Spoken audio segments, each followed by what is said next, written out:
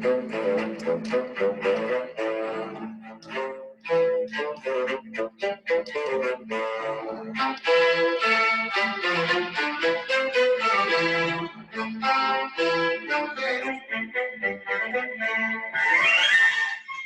Lynn Memorial League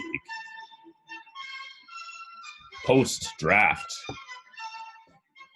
power rankings, brought to you by whatever kind of cologne Odell Beckham uses, because it probably works. All right, guys, welcome back to another year of power rankings. Every year I say I'm going to do these every week, and then every year stuff comes up. But for now, I'm going to commit to trying to do them every week. All right, let's get into it. So let's talk about what the experts think about our teams post-draft. Now, I do think that these certainly get skewed. This is not necessarily an indication of how you drafted, because we don't start on an even playing field, because some people have better keepers than others. And then obviously not everyone has the same amount of draft capital, and it's not a snake draft. So some of these rating systems aren't that great, but this one that Rob sent over was pretty interesting. Has Tom on top, and I think they probably value Lamar quite a bit. But interesting to see some stalwarts at the bottom in Dave and Todd, not valued well by Fantasy Alarm. And then we look at what Real-Time Sports thinks about our teams. And this I just can't make heads or tails of on why they've got Jeremy up at number 1 and Matt all the way at the bottom. I just don't understand their logic in how they have developed these power rankings, and that's probably why I have never really used them when doing my own power rankings. But if it makes you feel better to see your team up at the top and get some validation from someone who probably knows more about fantasy sports than I do, here you are. Congratulations. All right. So before I get into what I think, I do want to jump in very quickly and look at the draft and just call out a couple picks. It was pretty interesting. I think we knew that Edwards-Helaire was obviously going to go first, and that Jonathan Taylor would probably go second. I think Dave gave me some crap for for trading away Julio. I should have put him in the draft, and then I could have gotten Jonathan Taylor. I didn't want Jonathan Taylor. I already had 2 starting running backs, so kind of why my strategy was there. I thought Chris Carson should have been kept. I was surprised that Kyler went in the first round. I mean, obviously I took him there last year, but I reached last year. I don't know that it's a reach this year. I think it's a guy you end up keeping. I actually thought Russell would go ahead of him, and then I would get Kyler back, but I was obviously wrong about that. Only pick in the first round. Well, I wouldn't say there are any questionable picks in the first round. I thought they all made sense. We get into the second round, and then we start to see a couple picks that are a little bit risky. I thought that the Raquel Armstead pick was too much. It's just too early, and now it doesn't even look like – I mean, he's on the COVID list. He's not even a starter. Something called James Robinson is a starter. My guy Devine Ozigbo is not starting. He's hurt. So thought that was a little bit shaky there. And some of these running backs, like, to me, I'd rather go with a rookie runner than try and draft someone who is either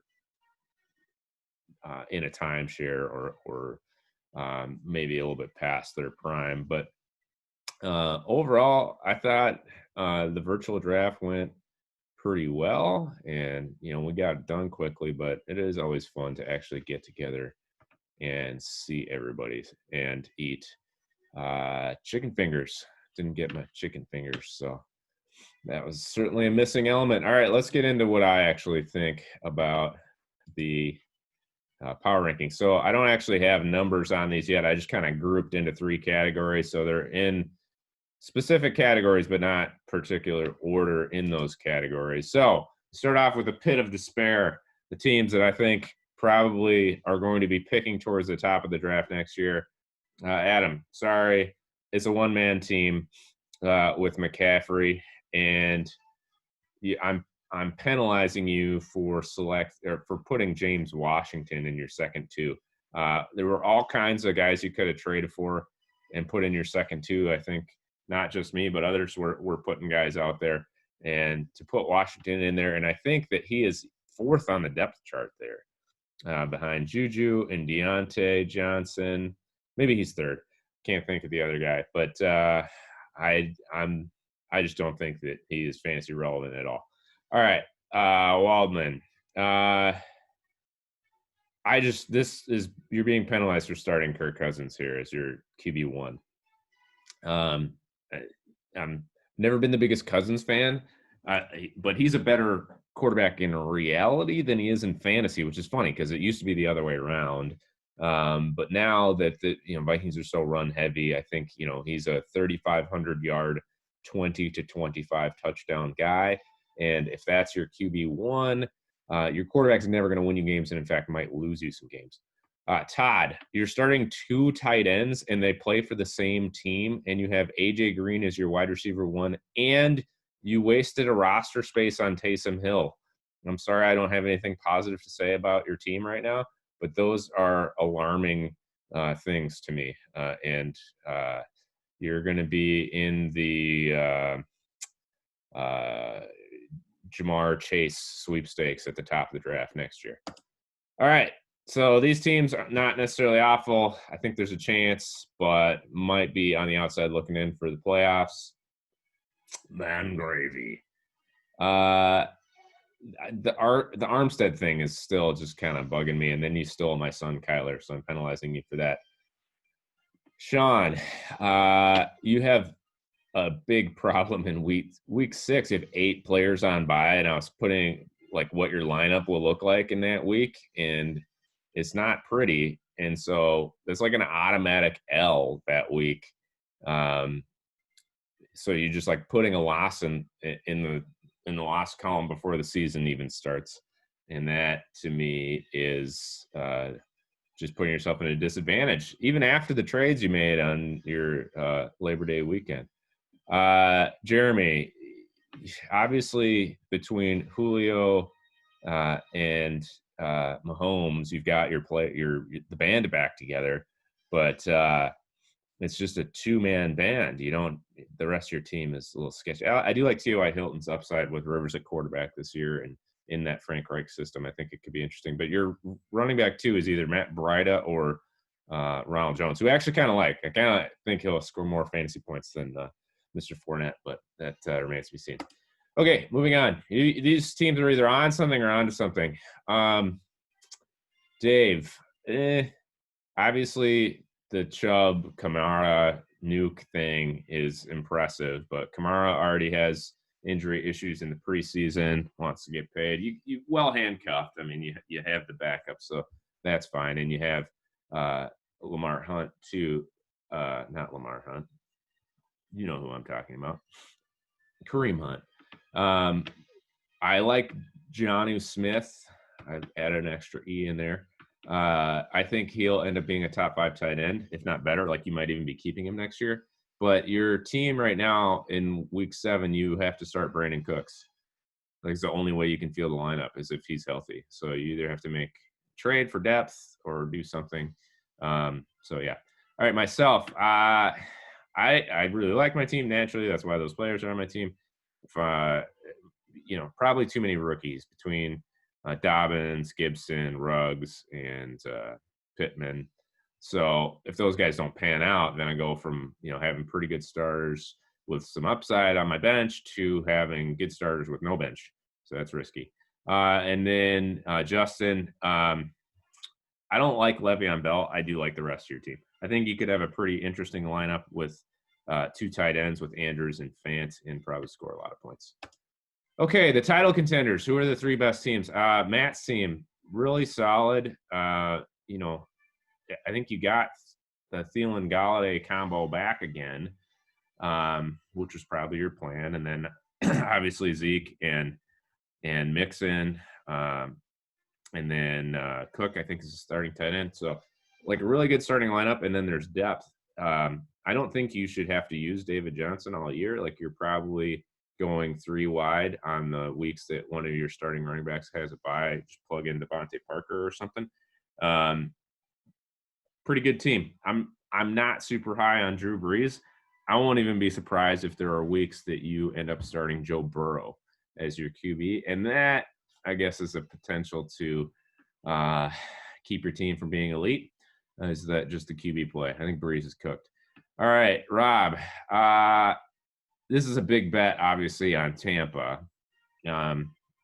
between Evans and Brady. And then I'm just a big McLaurin fan. Like I considered taking him at number 6 overall. I just thought he might slip to round 2.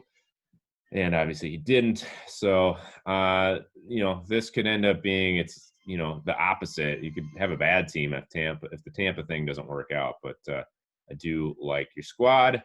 And then looking at Tom, I just think Lamar is the kind of guy that you win a league with. And then I think Hollywood Brown is a 10-plus touchdown type player. I think he and Jackson together are the type of combination that Tyreek Hill and Mahomes were in their first year together. And you're going to see them lighting up the scoreboard. There is some worrisome depth at running back. Tariq Cohen. In a non-PPR league, there's a couple scat backs there. Even Eckler's value is significantly diminished in this league, although I do think that he will top 1,000 yards rushing this year. Obviously, I think it's a good team, but just a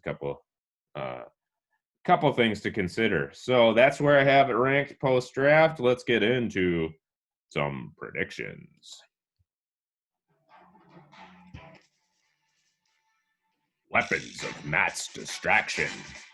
Nice name, not. Sneaks past. Overthrill. 55-50. Tommy's Terminators. Lay the smackdown on Stuntcock. 66-53. Seen your ass. Gives the finger to the homies. This one isn't close. 71-44. Tuckfest. Turns around and shows the turkey gobbler to Team Mangravy. 52-41.